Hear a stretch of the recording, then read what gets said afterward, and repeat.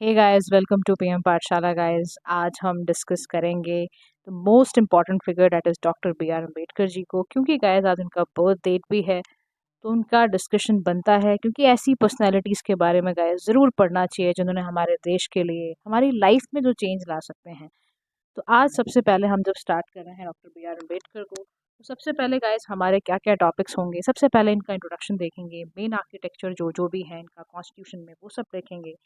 Constitutional morality method जो उन्होंने adopt किए, कैसे अनटचेबिलिटी को हटाया, क्या रेलेवेंस है आज मॉडर्न इंडिया के अंदर, क्योंकि हम अभी अमृतकाल भी अपना सेलिब्रेट कर रहे हैं।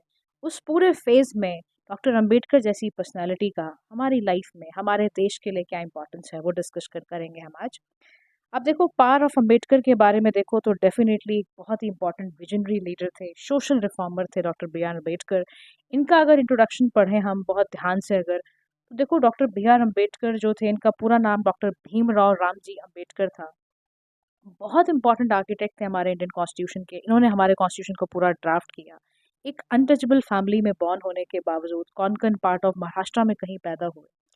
ओरिजिनली इनका पार्ट वहीं पे था, फिर माऊ और उनका जो बर्थ ईयर वहाँ पर आपका माऊ के अंदर मध्य प्रदेश में बर्थ होता है। इनके जो फादर होते हैं रामजी सकपाल, वो एक ब्रिटिश इंडियन आर्मी में सर्व किया करते थे। He was born on 14 April 1891 Madhya Pradesh, Hindu Mahar caste के अंदर। एंड देन उसके बाद he had to face severe discrimination face करना पड़ा हर कॉर्नर ऑफ सोसाइटी से, क्योंकि महार कास्ट को एक अनटचेबल समझा जाता था अपर कास्ट के द्वारा। इन्होंने वो सब भी पूरा एक फेस सहा। उसके बावजूद भी सोचो, तीन तीन पीएचडी की डिग्रीज लेना, लंदन स्कूल ऑफ इकोनॉमिक्स से, कोलंबिया यूनिवर्सिटी से, इकोनॉमिक्स के अंदर, लॉ के अंदर। एक बहुत बड़ी, देखो आज की डेट में भी हम एक पीएचडी ले लेते हैं ना, बड़े चौड़े हो जाते हैं। यहाँ पर इन्होंने तीन तीन डिग्रीज ली, तीन तीन पीएचडी होल्डर होने के बावजूद भी।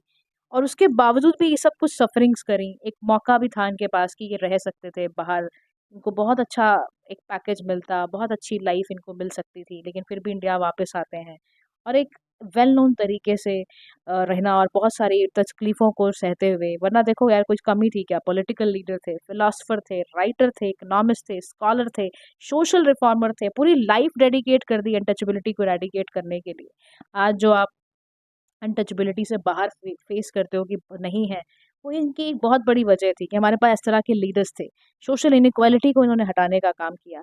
अब अगर देखो कॉन्स्टिट्यूशन के बारे में देखें, तो मेन आर्किटेक्ट जो हम कह रहे हैं इंडियन कॉन्स्टिट्यूशन का, तो लीगल एक्सपर्टीज थी गाइस। आई टोल्ड यू, बहुत ही ज़्यादा, मतलब पीएचडी होल्डर जो रहा हो, तो उसको लीगल एक्सपर्टीज नॉलेज का तो इनमें बात ही कुछ अलग थी। इतने डिफरेंट कॉन्स्टिट्यूशंस को इन्होंने खंगाला हुआ था, और इसकी वजह से इन्होंने बहुत अच्छा कॉन्स्टिट्यूशन हमारा ड्राफ्ट किया। That is why he became the chairman of drafting committee of constituent assembly. और एक बहुत बड़ा रोल इंडियन कॉन्स्टिट्यूशन को बनाया कि देखो आज भी हम उसको फॉलो कर रहे हैं। तो सोचो हमारे कॉन्स्टिट्यूशन में क्या बात रही होगी। फिर among others major important contribution were in fundamental rights बनाया। सॉन्ग सेंट्रल गवर्नमेंट थी हमारे पास, हमारे माइनॉरिटीज को प्रोटेक्ट करने के राइट्स थी। आर्टिकल 32 दिया हमें, जिसको हम राइट टू कॉन्स्टिट्यूशन रेमेडी कहते हैं। और रेफर किया इन्होंने कि आर्टिकल 32 हमारे कॉन्स्टिट्यूशन का सोल होगा, very heart of it. Strong central government को बहुत ज़्यादा ये सपोर्ट करते थे, क्योंकि इनको डर था कि कहीं कहीं कास्टिज्म ना आ जाए, कहीं लोकल एंड प्रोविंशियल लेवल्स पर उसकी वजह से बहुत ज़्यादा प्रेशर ना हो, कहीं कास्ट सिस्टम इस कदर ना आ जाए कि वो अपर कास्ट बहुत बुरी तरह प्रेशराइज कर रहा है लोअर कास्ट को, और नेशनल गवर्नमेंट लेस इन्फ्लुएंस होती है ऐसे प्रेशर से। इसीलिए उन्होंने कहा कि एक स्ट्रॉन्ग सेंट्रल गवर्नमेंट होनी चाहिए। ठीक है, तो ये इंपॉर्टेंट पार्ट था। अच्छा, अब अगर तुम इनके बारे में और समझते हो ना, तो देखो, अगर हम इनके अकॉर्डिंग समझें कॉन्स्टिट्यूशनल मोरालिटी क्या थी। सबसे पहले देखो डॉक्टर भीमराव अंबेडकर जी का पर्सपेक्टिव क्या था कॉन्स्टिट्यूशनल मोरालिटी को लेकर। तो ये हमेशा इनका एक बड़ा ध्यान रहता था कि एक इफेक्टिव कोऑर्डिनेशन हो इनके बीच में। जो जो भी कॉन्फ्लिक्टिंग इंटरेस्ट आते हैं डिफरेंट डिफरेंट लोगों के, एडमिनिस्ट्रेटिव कोऑपरेशन की ज़रूरत जहाँ जहाँ पड़े वहाँ पे किया जाए।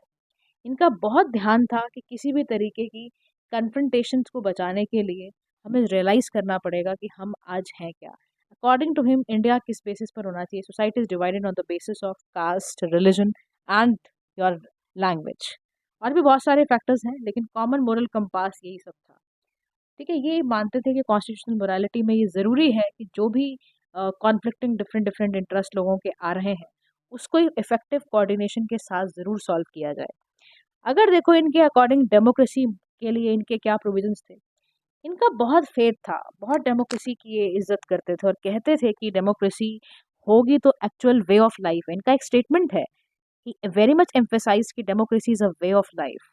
डेमोक्रेसी सिर्फ पॉलिटिकल स्फेयर में ना रहे, बल्कि हमारे पर्सनल लाइफ में भी रहे, हमारे सोशल लाइफ में भी रहे, हमारे इकोनॉमिक स्फेयर में भी रहे। क्योंकि कहते थे कि डिक्टेटरशिप से मान लो आप बहुत अच्छे क्विकली रिजल्ट ले भी आओ, लेकिन बहुत वैलिड फॉर्म ऑफ गवर्नमेंट नहीं है। डेमोक्रेसी अगर उसके अकॉर्डिंग अगर आप देखोगे तो डेमोक्रेसी ही है जो लिबर्टी को एनहांस करती है। क्योंकि उन्होंने कहा कि हमारे नेशनल लीडर्स ने पार्लियामेंट्री फॉर्म ऑफ गवर्नमेंट को जिया है। हमने ब्रिटिश पूरे पीरियड के फेज में हमने सीखा है, तो हमें एक पार्लियामेंट्री फॉर्म ऑफ डेमोक्रेसी की तरफ बढ़ना चाहिए। फिर ये मानते थे कि डेमोक्रेसी बहुत ड्रास्टिक चेंज ला सकती है, चाहे वो हमारे सोशल कंडीशन सोसाइटी के हैं। एक देखो, one man and one vote ये हमेशा मानते थे, इसी स्पिरिट को ये हमेशा मानते थे कि ज़रूर होना चाहिए कि हर किसी के वोट की इज्जत की जाए। रियल डेमोक्रेसी तब तक अप्रोच नहीं होगी अगर हम फ्रेटर्निटी इक्वलिटी को नहीं मानेंगे। तो कहा कि वो भी प्रिंसिपल्स डालने चाहिए। सोशल डायमेंशन में कहते थे कि अम्बेडकर ने बहुत फोकस किया, इकोनॉमिक डायमेंशंस वगैरह ये सारी चीज़ों के लिए हमें पार्लियामेंट्री डेमोक्रेसी चाहिए। जो हमें पार्लियामेंट्री डेमोक्रेसी ऐसी हो कि जो हमारे सोशल इकोनॉमिक इनइक्वालिटीज़ को ख़त्म करे, एक लिबर्टी और इक्वालिटी की तरफ बढ़े। तब समझ लेना चाहिए कि हम सही मायनों में हम ट्रू डेमोक्रेसी को जी रहे हैं। अगर इनके देखो सोशल रिफॉर्म की बात करोगे, तो सोशल रिफॉर्म में आप ये समझ लो इनकी बहुत ज़्यादा जो लाइफ रही है, बहुत डिवोटी रहे हैं ये, और बहुत ध्यान, क्योंकि देखो बचपन से ही अनटचेबिलिटी का शिकार रहे हैं। अगर आप इनकी ऑटोबायोग्राफी भी पढ़ते हो तो उसमें भी आपको ही देखने को मिलेगा। तो autobiography waiting for a visa के अंदर अगर आप पढ़ते हो तो ऐसे बहुत सारे एपिसोड्स मिलेंगे जहाँ ब्रूटल एक्सपीरियंसेस इनके रहे हैं। बहुत ऐसे एक्सपीरियंसेस जहाँ आप रो पड़ोगे, आप पढ़ोगे तो, कि इतना ज़्यादा अनटचेबिलिटी के शिकार, लेकिन उसके बावजूद भी कुछ कर गुजरने की शक्ति जो इनके अंदर रही है, वो उसको सलाम है गाइस। तो सोशल रिफॉर्म्स के बारे में अगर बात करूँ, तो इनका बहुत ध्यान रहता था कि कास्ट सिस्टम को अबॉलिश टोटलिटी में करना बहुत ज़रूरी है। इसीलिए हिंदू फिलोसफिकल ट्रेडिशंस को पढ़ते थे और कई क्रिटिकल असेसमेंट उन्होंने करे हैं। टचबिलिटी को तो ये मानते थे कि पूरी एंटायर हिंदू सिस्टम इसका स्लेव है। अनटचेबल्स खाली ये नहीं कि कास्ट हिंदूज, कह रहे कास्ट हिंदूज भी अपने आप में अनटचेबल है। कह रहे किसके, कह रहे रिलीजियस स्कल्पचर्स के, क्योंकि वो ठीक के ढंग से पढ़ ही नहीं पाए। फिर सोशल रिफॉर्म्स के उन्होंने बहुत सारे प्रायोरिटी सेक्टर्स पे काम करने को रखा। कास्टिज्म से बाहर आने की बात करी, कहीं हमें ज़रूरत है फैमिली रिफॉर्म्स करें हम, रिलीजियस रिफॉर्म्स करें हम। कह रहे यही थे फैमिली रिफॉर्म्स वाले जिन्होंने बिल्कुल 100% तौर पे कहा कि हमें चाइल्ड मैरिज जैसी प्रैक्टिसेस को रिमूव करना चाहिए। स्ट्रांगली सपोर्ट करते थे कि वुमेन का एम्पावरमेंट हो।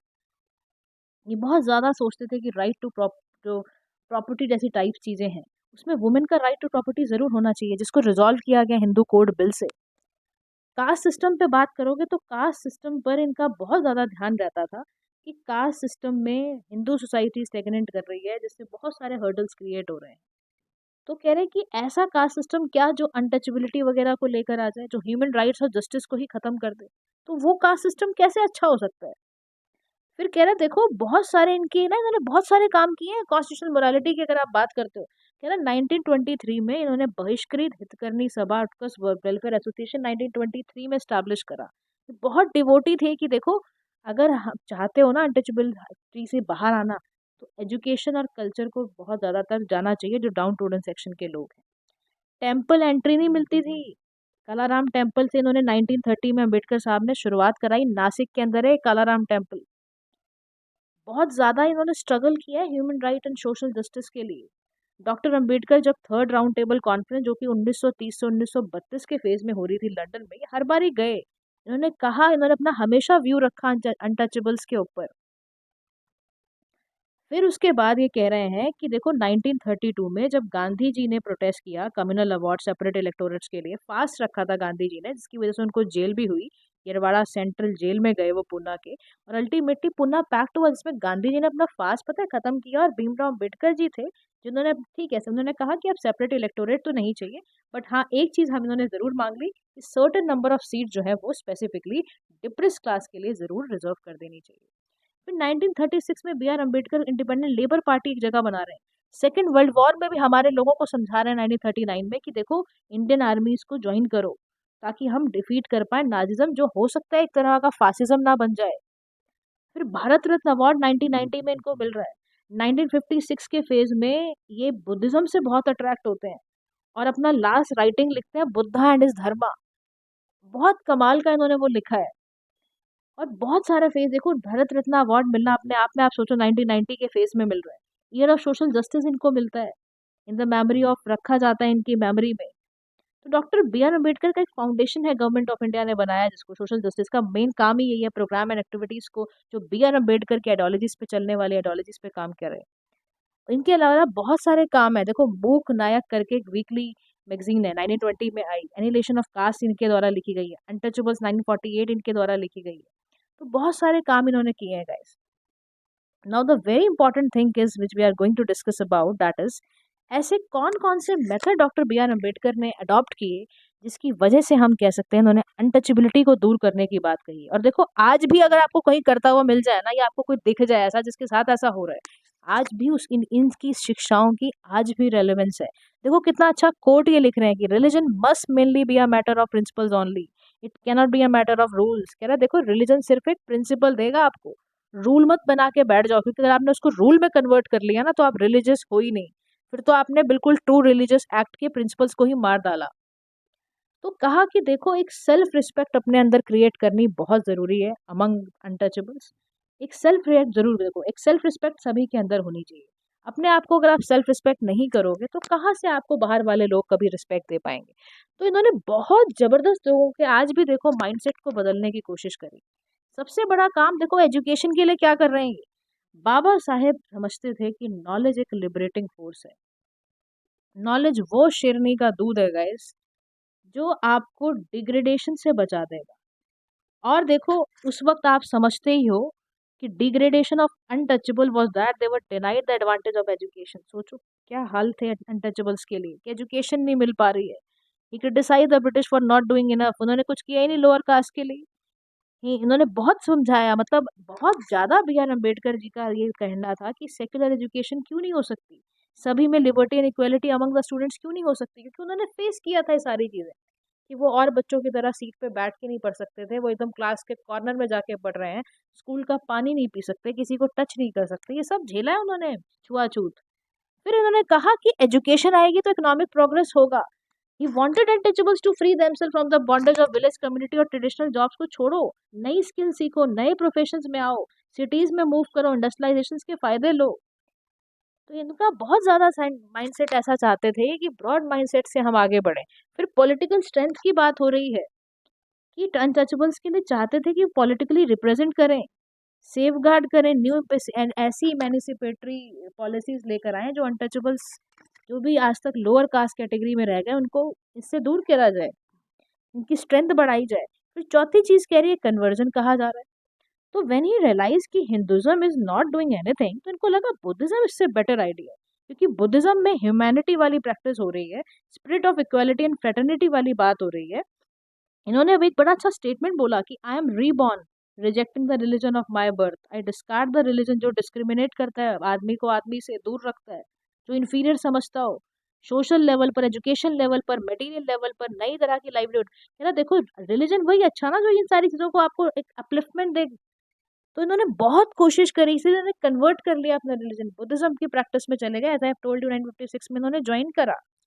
तो नेक्स्ट इज देखो आज भी इनका रेलेवेंस की बात करते हैं कि आज मॉडर्न इंडिया में, क्योंकि देखो यूपीएससी भी आपसे सवाल पूछ सकती है कि डॉक्टर बी आर अम्बेडकर को हम सेलिब्रेट कर रहे हैं, कई लोग तो ऐसा कह रहे हैं कि एजुकेशन डे के नाम से आज रख देना चाहिए, बिकॉज डेफिनेटली इन्होंने बहुत काम कर रहे हैं। तो रेलेवेंस क्या है डॉक्टर बी आर अम्बेडकर का फॉर मॉडर्न इंडिया?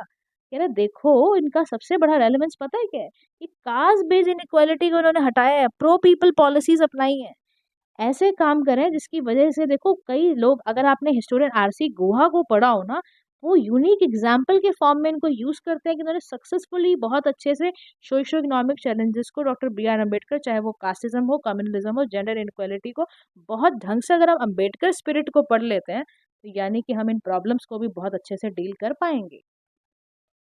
तो कह रहा देखो उन्होंने ऐसा किया क्या है, कह रहा देखो सबसे पहला काम किया है प्रो पीपल पॉलिसीज बनाने की बात करते थे हमेशा अम्बेडकर, उनकी लेगेसी से हम ये सीख सकते हैं। कह रहा आज भी अगर हमारे देश में आप मुद्रा स्कीम देखते हो जिससे हम आराम से हमारे जो अवेल करना चाहें लोन्स, एमएसएमई सेक्टर लोन अगर लेना चाहे, स्टैंड अप इंडिया हमारे एंटरप्रेन्योरशिप एससी एसटी कम्युनिटीज़ के लोगों को मिल सकता है, आयुष्मान भारत हमने सभी के लिए बनाया है, दीनदयाल उपाध्याय ग्राम ज्योति योजना है, हमने अपने वुमेन के लिए उजाला को यूज़ करा, एलपीजी हम गैसेस उनको प्रोवाइड कर कर आए, विच इज़ वेरी सक्सेसफुल। तो कह रहा सिंप्लीफिकेशन की हमने, लेबर लॉस को टैली लॉस लेकर आए, हमने बहुत सारे ऐसे काम करे हैं कह रहा है ये कैसे कैसे प्रभावित होगी, क्योंकि डॉक्टर बी आर अम्बेडकर से हम प्रभावित होकर कर रहे हैं। कह रहा है फिर उन्होंने परसिस्टेंस कास्ट बेस्ड इनइक्वालिटी को हटाने के बड़े काम कर रहे हैं, जो आज भी इंडिया में है। कहीं कहीं पॉलिटिकली आइडेंटिटी हम उसी से एज्यूम कर लेते हैं। तो कह रहा है यहाँ पर एफर्मेटिव एक्शंस क्या है, रिजर्वेशन करना, पॉलिटिकल पार्टी अपने जो फॉर्म कर लेते हैं। कह रहे लेकिन सबसे बड़ी जरूरत की बात पता है क्या है, हम सोशल डायमेंशन हेल्थ एजुकेशन पे क्यों नहीं काम करते। कह रहे हम जितनी भी दलित कम्युनिटीज कहते हैं या हम कहते हैं कि ये अंडर रिजर्वेशन आ रही है, उस कम्युनिटी के लिए हम इतना काम करते हैं ना, एजुकेशन अच्छी दे दें, हेल्थ अच्छा कर दें उनका। इसीलिए आयुष्मान भारत मैं आपको कह रही हूँ उसकी रेलेवेंस है। फिर जो परसिस्टिंग कम्युनल प्रॉब्लम्स हैं, बहुत राइज है, आज भी कम्युनल पॉलिटिक्स हो रही है। उसमें कॉन्स्टिट्यूशनल मिनॉरिटी, जो अंबेडकर जी का विजन क्या था कि परमानेंट डैमेज को अवॉइड करने के लिए हमारा कॉन्स्टिट्यूशनल मोरालिटी को यही जरूरी है कि हम इफेक्टिव कोऑर्डिनेशन करें। आई एम टेलिंग यू, इस कॉन्स्टिट्यूशनल मोरालिटी आज भी वो रेलेवेंस है उसका, तभी मैंने आपको शुरुआत में ही पढ़ाया, क्योंकि ये एमिकेबली बहुत अच्छे तरीके से इन सारे ग्रुप से रिलेट करके कर लेंगे। और कह रहे देखो आप, मैंने सामने डायग्राम में यहाँ पर डाला हुआ है, जो आज हमने जन्मभूमि माओ के लिए, शिक्षा भूमि लंदन में डेवलप करी है, चैत्य भूमि मुंबई में, दीक्षा भूमि नागपुर में, महापरिनिर्वाण भूमि दिल्ली के अंदर जो हमने लिया है। इसका मतलब हाँ, हम इनकी लेगेसी को कहीं ना कहीं मान रहे हैं। नेशनलिस्ट रिफॉर्मर हैं ये हमारे। तो आज भी हमारे देश की सोशो इकोनॉमिक चैलेंजेस को डील करने के लिए, चाहे वो कम्युनलिज्म हो, कास्टिज्म हो, जेंडर इनइक्वालिटी हो, सेपरेटिज्म हो, आज भी इनकी जो लेगेसी रही है उसको हमें डेफिनेटली फॉलो करना चाहिए। तो लास्ट में guys, thank you so much for listening. लेकिन सिर्फ इनको सुनो नहीं, इनको लाइफ में जीना है। ऐसी पर्सनैलिटीज़ आपके जीवन में वाकई कुछ चेंज कर सकती हैं। तो देखो, ये ज़रूर याद रखना, आपको पता भी होना चाहिए दीक्षा भूमि कहाँ पर बनाई गई है, महापरिनिर्वाण भूमि, जन्म भूमि, चैत्य भूमि, ये चार एक तरह का अम्बेडकर सर्किट तैयार करा जा रहा है इसकी स्टडीज़, इसकी रेलिवेंस को समझते हुए। तो thank you so much for listening. Do like, share, and subscribe to PM Pathshala. Have a nice day to all.